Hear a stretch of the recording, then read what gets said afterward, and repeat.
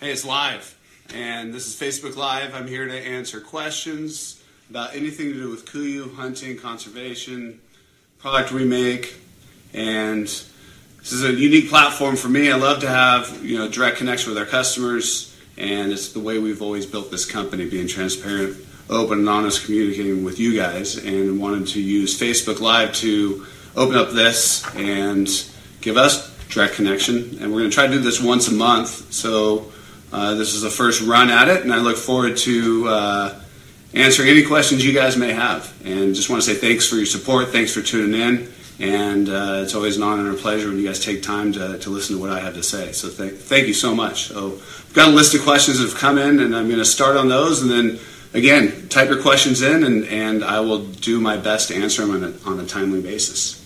So let's get to the first one here. We've got a guy, Matthew Peterson, and this question's come up a bunch, and I get it because it's a hot topic right now for conservation and hunting, and that's what has KUIU and Jason Harrison done to protect public lands? And we do a lot for conservation, and I've done it from before I got into this industry with Sitka, obviously the days at Sitka, and now with KUIU, as far as donating money, donating time. I've sat on conservation boards, California Wild Sheep Foundation for 2 years. We've also been very active as far as financial support for the organizations, again, donating product, donating money, and donating time.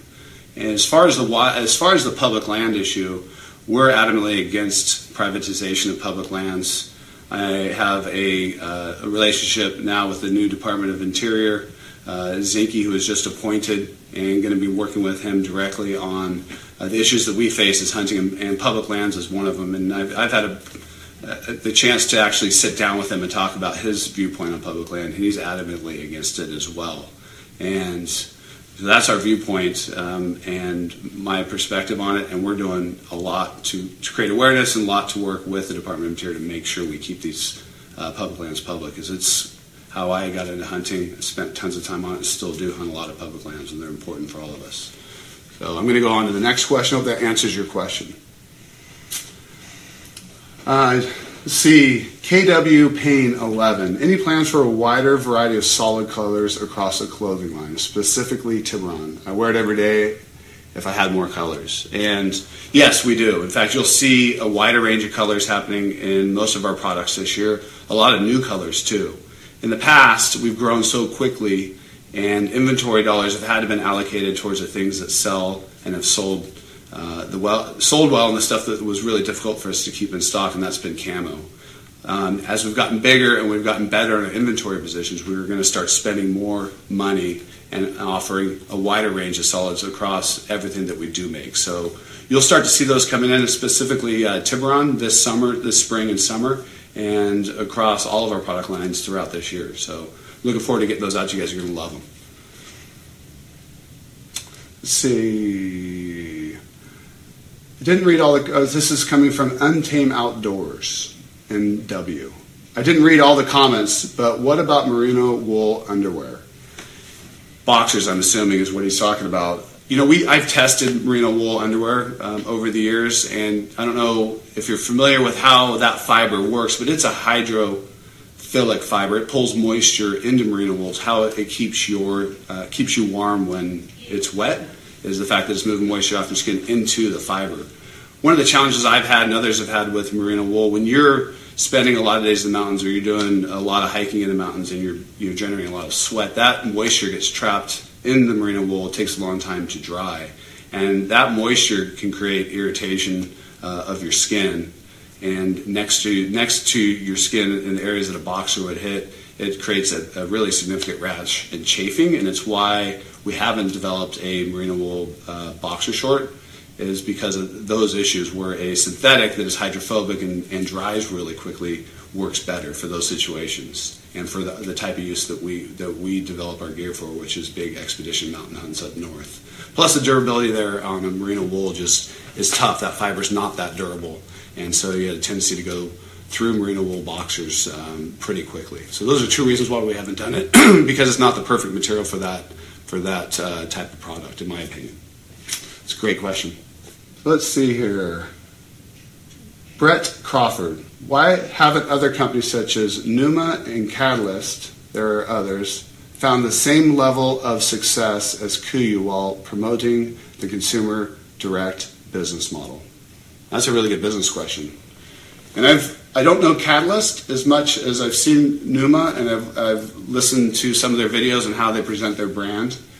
And you know, the consumer direct business model is an interesting phenomenon, and I think the reason why KUIU's had such success is by engaging that customer very early on and talking to them about products that they like to see developed, how they like to see developed, educating them and listening to them and having a really tight, close connection. At least for me, that's been, and days like today, we're going to talk to you live and answer these types of questions. It's that interaction, I think, that makes KUIU a little bit different than most consumer direct brands. And I've also used this platform and created this platform so I could have no restrictions on the products I can make, fabrics and materials I could work with, and the factories that can cut and sew us. Because those limitations are there if I sold this product into retail, or prices would be double what they are today.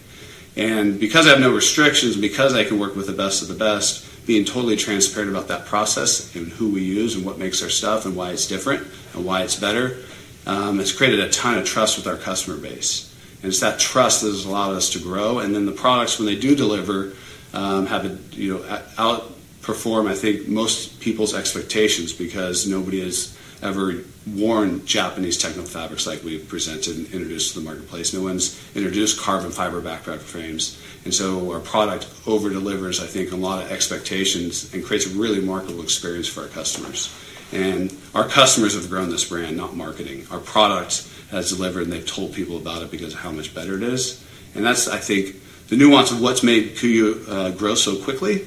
The other thing is we're first, and there's a big, important thing with business. When you are first to the market, either with a business model or a product, it's hard to be second, it's hard to be a follower. You're always judged against it. And I think those are a couple of the big reasons. And I think messaging around Numa that I've seen is a little bit hard to understand as far as who that customer is and the products they make and why it's different and why it's remarkable.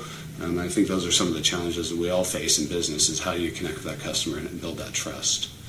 That's a great question. So, Stole 5. Any plans for a whitetail focus series?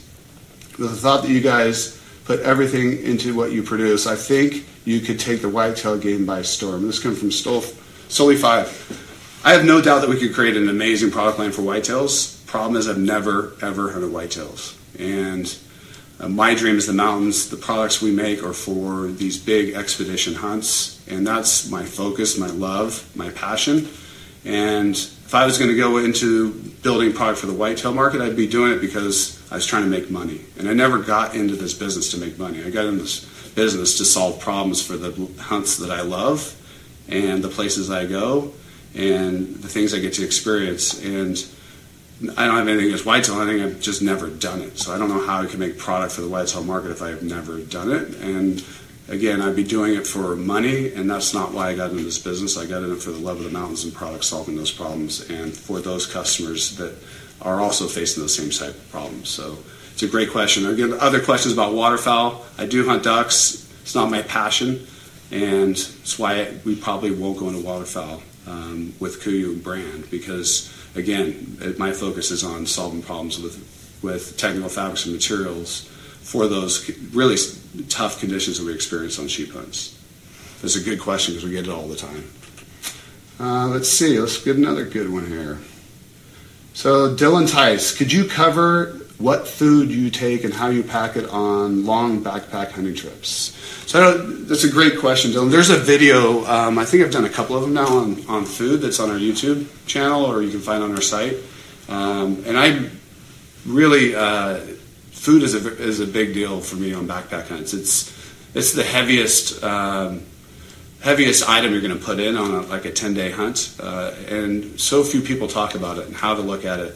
And I break it all the way down to calories per ounce of the food I put into my backpack, and try to get really high fat content products and products that have a high calorie per ounce ratio. So that range between 100 calories per ounce to 180 calories per ounce, which is almonds, which is the highest calorie per ounce food out there. And then with the goal to have about 2 pounds of food per day on a hunt, and having calorie count range between 3,500 to 4,200 calories per day is what I shoot for. You're going to be in a calorie deficit on the type of trips that I go on, but I found that kind of range of calories gets you through and has you feeling good and performing well in the mountains. Again, I would go back and check our videos, and I have a whole breakdown of it, and I think it would be really insightful for you asking those questions. These are good ones. Mark Swallow. No, Mark. How you doing, Mark? Will the youth line be available before 2017 hunting season? And unfortunately, Mark, it's not. Timing-wise, with production, the soonest we're able to get it out is around November timeframe for the holiday season this year. And we'll be introducing 3 styles of apparel during the holiday season, and the rest of the collection will come in shortly after. So that's the timing on it. It turned out beautifully. My son's been testing it, and there'll be more information coming on that soon.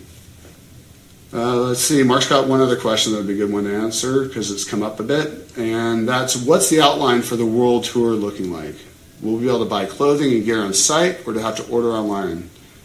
Will there be any incentive to wait and buy at the tour? So we've talked a little bit about it. There'll be more information coming about what we're doing with the KUIU World Tour. It's going to be a large semi-truck that goes on the road and it's going to hit between 27 and 30 cities, starting, I think we launch it here in Dixon at the headquarters around the 20th of May. And it'll be running through the summer and fall. And it'll be a 900 square foot mobile showroom. People to come in, try on product, and we will be taking orders there like we do at the trade shows. To manage inventory to carry out of that is just too challenging with the amount of styles and SKUs that we sell. But it'll give everybody a chance to touch it, feel it, try it on. We will have promotion like we do at the trade shows for ordering at the truck. And we're holding events and clinics, and also be featuring some of the films from our film festival this spring. So it'll be a great opportunity to be around like-minded people with KUIU and really taking the product further out to the customers that haven't had a chance to touch it, feel it, and try it on. So I'm really excited about this. And the trucks looks absolutely unbelievable. There'll be more information coming out soon. So Jamie, 22. This is a great one to ask because it comes up all the time. Does KUIU plan on creating a women's line? If so, is there estimated time on when it will be starting to be introduced? And I've done a ton of research on the women's market and women's hunting apparel for the type of category of apparel that we make. And I've talked to others that are producing product in this market for women. I've also talked to buyers from the retail stores that sell women's product. And I just haven't found that there's enough data to support us going into a full-blown women's line at this point. For us to carry a women's line and the amount of SKUs, the amount of fits and styles, it's a big undertaking and it's a big financial investment. And I haven't been able to justify doing that on the research and data I've been able to receive on the size of the women's market that we would fit into. Because we're pretty niche. We're not just a general hunting product line. So until that changes and I can get better information on that there is enough demand for our product to take that investment to help us grow and to bring in the women's, at this point I'm holding off. So if there's anyone that has more insight on that, I'd love to hear from you. Taylor Albertson, do you foresee another camo design in the future? I feel like Vias and First Light are all popular because the pattern is not digital. There are too many digital camo patterns amongst several other competing brands, and it looks more military than a hunting line. They're also starting to blend together in design. Any chance you'll come up with a non-digital pattern like Vias? I don't know if you've seen Verde 2.0, but it is not digital. Those shapes are larger, they're rounded corners and formats, and we've gone away from the digital look on Verde 2.0. That's kind of one reason I agree with you. There's a lot of digital that's become popular. Also, we're always looking and evaluating, trying to improve our products, and felt like this new version of Verde 2 really was a nice step forward as far as advancement with that camo pattern and the range of conditions that camo pattern now works in versus the old Verde, original Verde pattern. So take a look at that if you haven't seen it, and it certainly isn't not a digital pattern. This one was funny. Where's Travis? Is there any chance that Jason Harrison would choose me to go on a hunting trip with him? maybe send in your resume. We can maybe figure something out. I appreciate you asking. Pacific Dawn Sport Fishing. Do you have any fishing apparel line in the plans? And I don't. Again, it's kind of like whitetail or waterfowl, some of these other ancillary markets. Could we produce great product in? Certainly we could for money, but it's not the reason why I do KUIU. But I will tell you should look at like the Tiburon shirts, the shorts, all of our base layers. All of it's fantastic for fishing.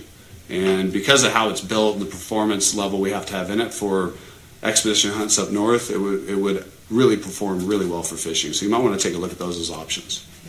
Let's see. Adam C. Brennan. I see an industry swing towards very stiff boots.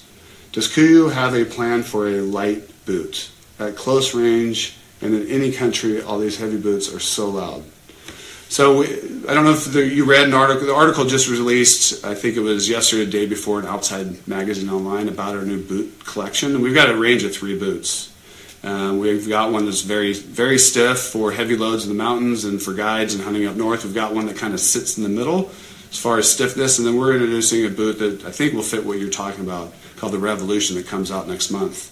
And that's got a much softer, more flexible midsole. And for guys that aren't used to the stiff boot or want something a little bit more quiet, that's going to be a great choice. It's got a sock fit. It's all synthetic. It's really light. It breathes really well. And that's the boot I'd recommend. I think it would fit exactly what you're looking for. It's a great question. We've heard that a bit. So Yukon Kid 17. What about a jacket for glassing in wind and snow, similar to Sika's Incinerator? So if I remember right, the Sika Incinerator is a whitetail product made really for sitting in tree stands. It's got a really heavy, fleecy outer and a bunch of down. We have developed a Super Down Pro jacket, which is got twice the amount of down as our Super Down jacket. It's built a little bit bigger to go over all your gear, and a pant that goes along with it. And it's got a bit more durable outer fabric, and then in the high abrasion areas, even a higher denier fabric to keep that pant on the pant to keep from abrasion and tears. And I think that's exactly what you're asking for. The great thing about the Super Down Pro jacket, I mean, it's a fraction of the weight of the Incinerator. It packs down small, and we use a much higher grade down than Sitka does. Ours is all 850 plus fill, and it's also treated with Quicks down, so it makes it absolutely waterproof. I mean, we use only the finest materials, and certainly a different mix of product and materials that Sitka uses for the Incinerator, even though theirs costs so much more than ours does. Sam Thomas. This is a good one. Great question, Sam. Do you plan to make or assemble any of your products in the USA? And I'm hearing that a lot, especially with my relationship with the Trumps and supporting the Trump campaign. And I would love to make our products in the United States. I really would. Certainly we have a business model that could do that. The challenge we have is the facilities don't exist. And as much as I want to bring it here, if I could bring it here, we don't have the production facilities. We don't have the technical cut and sew equipment machines that we use, the way we do flat lock stitching, the way we do gluing, welding, seam taping. They don't exist, unfortunately, in the United States. All of it's overseas because that's where production is based now for everybody. And so as much as I want to bring it here, it would be a challenge too, because there's just not the facilities here to do it or the capacity to keep up with the demand that we have here at KUIU. Until that changes, there's not a whole lot I can do about it. I mean, we do produce what we can here, which is our carbon fiber frame. I could produce it overseas and save money, but I choose to keep it here because the facility here can keep up with capacity and has the skilled labor to do so. And so that's just an example of, I will produce it here if it's possible. The rest of our product line, unfortunately, can't be produced domestically. Let's see. What other questions are coming in here? So Nick Loudermilk, when will you be releasing the new tactical line that is being developed for DevGru? I read in 2017, I'm in the market to buy a complete new set of camo. I was going to buy a Verdo 2.0, but I want to wait to pull the trigger until I see the new line. It's a good question. We are developing this new line for those guys, the new kit line. I don't think you should wait because this is designed really specifically for what they do, and it's a little bit different than the products we produce for hunting. Pants, kind of some similar feature sets, but as far as the shirts and everything we build, it's all built and designed around their kits and the specific uses these guys need, and solving problems through material design that they haven't had solved before. I wouldn't recommend waiting to buy a product to see what comes out for those guys, because it's going to be really specific to their use. So Brian Smithson, are there any plans for a tent with a stove jack? So great question. I don't know if you've been on to Giru. If you haven't, go check out Giru.com. And it's a platform we use now to involve the customer to help us finalize designs and concepts and ideas and get input and feedback on it. And we developed a shelter on there. And during that development process, we got a ton of comments about wanting the shelter and how they wanted to design, and most people wanted the stove jack in it. So we have gone back. We're working on the stove jack to be able to put into that shelter. And once that's finalized, we're putting out on Giru for funding, and you can actually pre-purchase it on Giru, and that will have a stove jack in it, and you can order that with a floor, you can order it with a floor and a bug net, and so you're going to have a lot of different configurations, and you should take a look at it. It has turned out really nice. There's about public lands. So Scott West, 5470. What is the next big thing for KUIU that you're excited about or dreaming about? I love you guys and gals. Thanks. I love you too. We're always thinking about solving problems through materials, designs, technology. A lot of the things that we are working on or will be working on are identified either through a new material, a new concept, a new idea, information that comes back from our customers on ideas on how to improve something we currently have or to solve a problem for them that we currently aren't addressing. Can't tell you all the things that we're working on because we have a lot in the pipe or what I'm excited about, but we're always trying to focus on reducing weight without giving up performance through technology design, as you're probably aware of. And there's some really interesting new materials we're looking at here at KUIU and testing, and those will, once we get kind of through those materials, designs, and testing, we take them to market that we need to improve upon for those later season hunts and colder conditions. We're working on some new boots for that as well with Scarpa, and we'll be kind of testing this new cold weather stuff through the wintertime this year, and there'll be more information about that as we vet the products. So this is a good one. This is coming out of Europe from Widera. I pronounced it wrong, so I apologize. But it's Widera. And when will KUIU online shop be available in Europe? And our plans is to have that available this spring. And we're looking in the May-June timeframe. Not only do we have your ability to purchase product off of a European-based website in your own currency, but we're also going to have expedited shipping. You'll be able to order product and receive it within 5 days in Europe. And I know that in the past has been a challenge. It's taken a month. You got customs and duties on top of that. All of that will be included in advance. And you also have localized returns. So you'll be able to try stuff on. If it doesn't fit right, return it to a local address, and we'll ship you another one. It'll be there in 5 days. So it's going to really streamline the process for Europe and for Canada. And that'll all be taking place later this spring. We're hoping in that May-June timeframe. So take a look for that. So let's get to the last question here. And Montana Exeter, any development plans for additional pouches on your binocular harness? Specifically to fit rangefinder-sized equipment that can be adapted to fit on either the side of the bino case for left or right-handed persons. We have, and I've posted some information up about some of the developments we've had, and they've been on my Instagram. There'll be more information coming about that. We do have a rangefinder pouch, camera pouch that all is adaptable to our bino harness system, and those products will be released later this spring, and there'll be a lot more information to come on those.